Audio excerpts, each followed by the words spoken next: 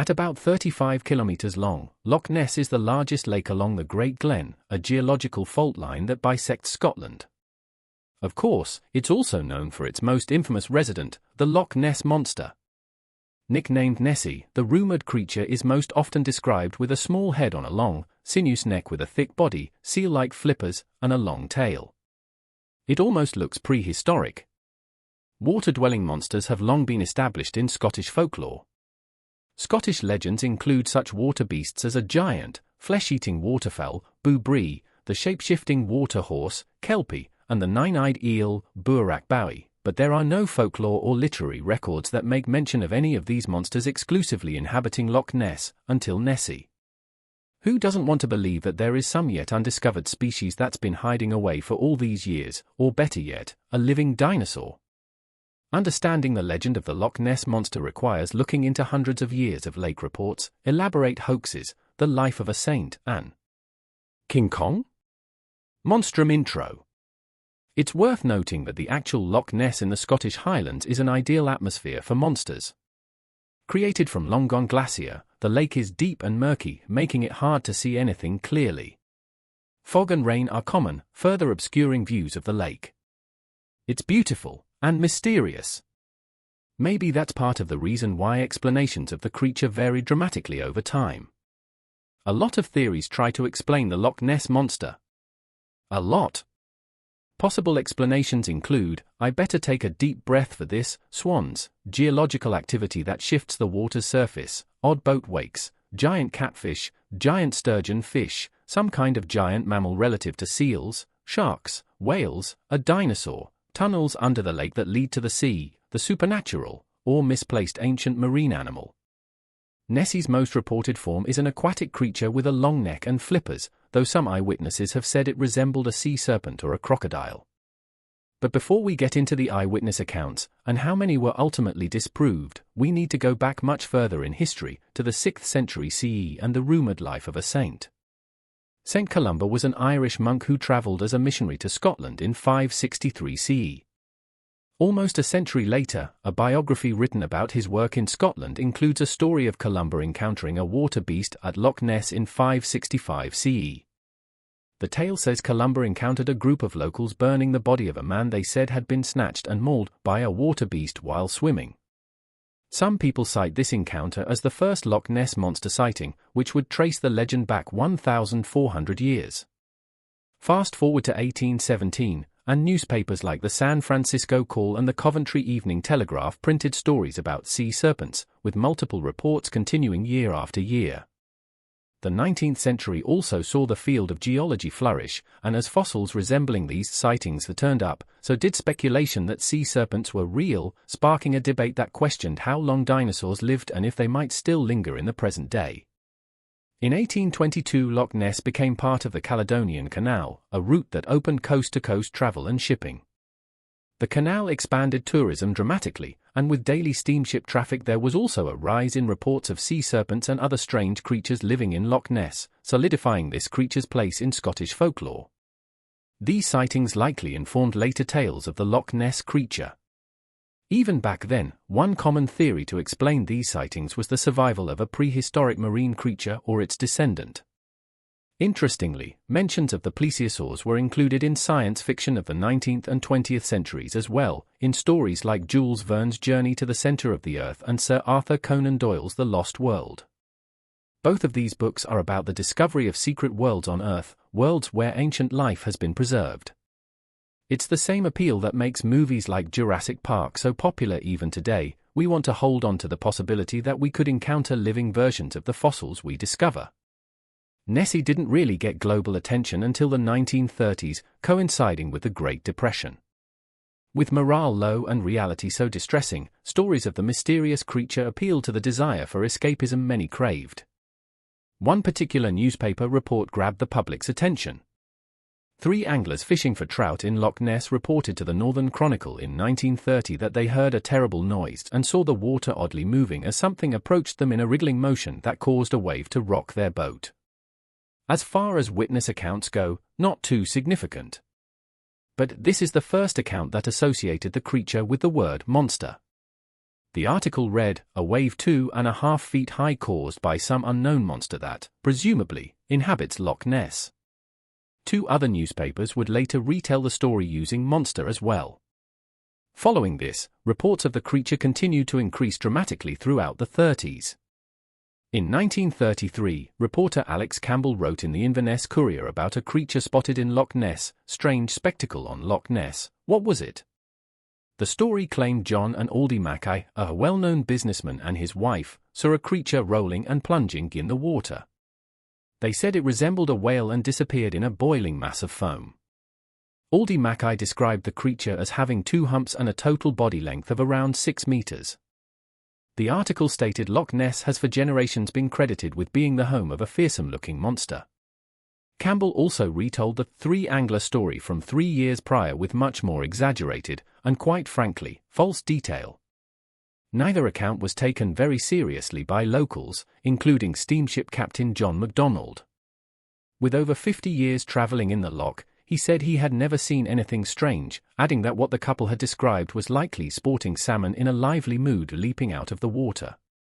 The first supposed photo of Nessie was taken by Hugh Gray in November of 1933. In his words, the photo showed an object that rose 2 or 3 feet above the surface of the water, and he considered it a sighting of the monster. Analysis of the photograph led people to argue that you could possibly see the rest of the creature underwater. While the photo was believed to be authentic, there was no way to clearly identify what was actually being pictured. But the photo added gas to the debate of whether or not something was lurking deep in the waters of Loch Ness. Scientific journals began publishing articles about its rumored existence. The first of these appeared in Nature just a month after Gray's photo, which the article cites as recent evidence, also claiming that several observers have seen an eel-like monster with humps on its back, a creature with a small head and long neck attached to an enormous body, and others something that looked like an upturned boat. The reporter mentions that he spent half a day on the loch in July and saw nothing. Got to love 1930s investigative journalism. Nevertheless, articles of the time continued to propose explanations for the sightings, which have been debated for decades. Let's add even more to that list of possible explanations: large eel, grampus, porpoise, whale shark, seal, otter, a sunfish, crocodile, plesiosaurus, and the sea serpent of the Middle Age, an unstable mass of drifting peat, orb, white whale or beluga. When the Secretary of State for Scotland was asked what was being done about the creature, the Secretary replied he was in contact with the Chief Constable of Inverness, who already had 5 constables stationed around the loch, none of whom had seen the monster, emphasizing that the creature is guaranteed protection should it appear and be threatened. Again, that longing for wonder takes precedence. No one wants the mysterious creature to be killed, they want the possibility to see it alive for themselves. Saving Nessie becomes more important than trying to kill the monster for proof, which can't be said for other monsters like the Yeti or the Chupacabras. Yet the Loch Ness monster might not have solidified its place in history without the help of another giant beast, King Kong. The 1933 movie King Kong made the giant ape famous, and introduced a massive, long-neck water monster to the screen. The film opened in London on April 17, just 2 weeks before Mackay's famous sighting. Part of the action on screen depicts a brontosaurus who attacks humans in the water before chasing one up a tree and crushing it in its jaws. Effectively, the movie reinforced the thesis that prehistoric animals could be secretly inhabiting the Earth, and Nessie was one of them. A few months later, on August 4, 1933, another monster report appeared in the Inverness Courier. While driving along the shore of Loch Ness with his wife, a London man named George Spicer spotted, in broad daylight, the nearest approach to a dragon or prehistoric animal crossing the road. A sketch drawn from Spicer's description produced this image, which looks familiar. Show King Kong clip again. Because of George Spicer's report and King Kong, the plesiosaur hypothesis became the dominant theory of the 20th century. Finally, the creature had a recognizable face to its name. In early 1934, Nature published another article responding to the supposed evidence up to that point, claiming with little doubt the creature was in fact a large grey seal. But every time a Loch Ness monster theory is debunked, either another appears or someone makes an effort to re-establish doubt, making the waters murky again. In November 1933, British naval officer and author Rupert Gould, who wrote and published his book The Case for the Sea Serpent in 1930, went to Scotland to search for the creature. He heard of the eyewitness accounts around Loch Ness and immediately drew a connection between them and the other creatures he had researched. After months of gathering eyewitness reports, he concluded there was indeed something in the water, although he was unsure what exactly. He published his findings in The Loch Ness Monster and Others in 1934, which was one of the first books dedicated to theories of the myth. It is now that we arrive at what you all probably think of as proof that the Loch Ness Monster exists, the surgeon's photograph. The photo was given to newspapers by British Surgeon Colonel Robert Wilson and published April 21, 1934. The dark wide body, thin, long neck, and small head seemed to come straight from the Jurassic era, and the legend was cemented in history. Nessie went mainstream and began to pop up in campaigns for Scottish products and was given both male and female names like Sandy and Archibald. Between the newspaper accounts, the book, the photographs, and the first Loch Ness movie, The Secret of the Loch, the myth of the Loch Ness Monster became so popular that Scotland's official travel association had to go on record denying they invented the stories to encourage tourism, but still the legend grew. The Linnean Society of London convened to discuss the Loch Ness Monster in 1934, aiming to assess if the myth had any basis in truth. Many thought it was a seal or cetacean mammal of some kind. One scientist remained convinced it was an otter. They also believed it was hopeless to compare the creature to any Mesozoic reptile due to lack of fossil evidence. After this, Loch Ness fervor seemed to die down until a new photograph appeared in 1951. Forester Lachlan Stewart captured a three-humped version of the monster he said had been bobbing its head and neck up and down in the water.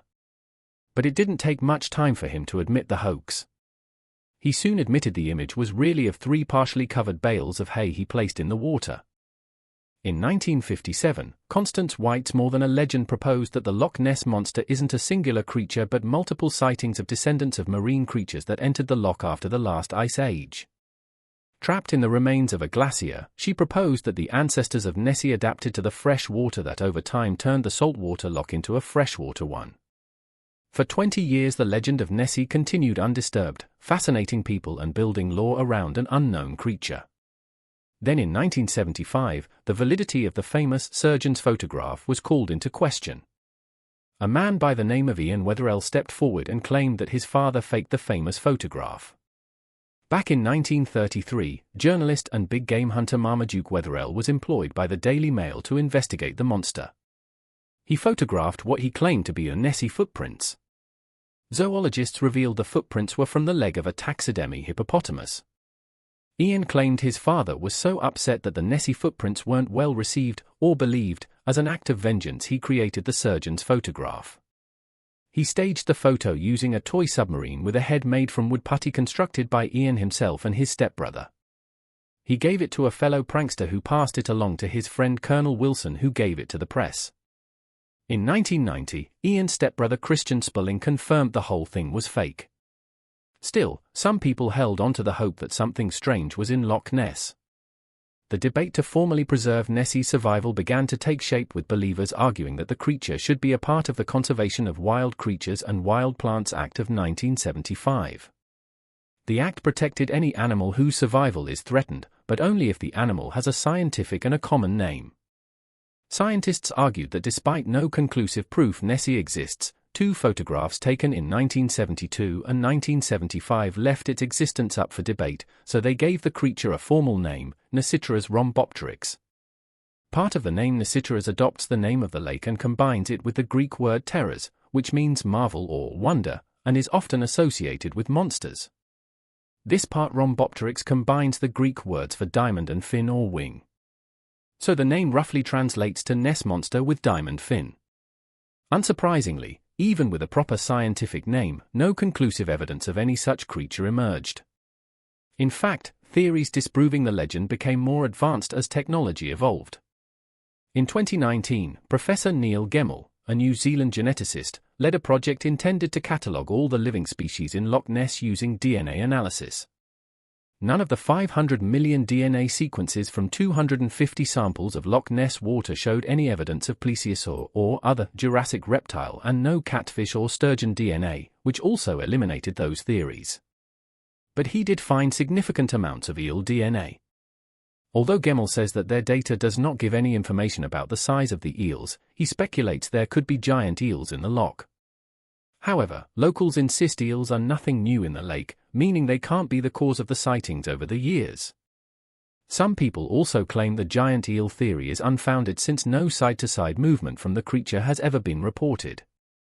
More evidence piled up that the Jurassic or plesiosaur theory is untrue. No fossil evidence has been found, and multiple sonar scans of the lake showed no existence of any large aquatic creatures.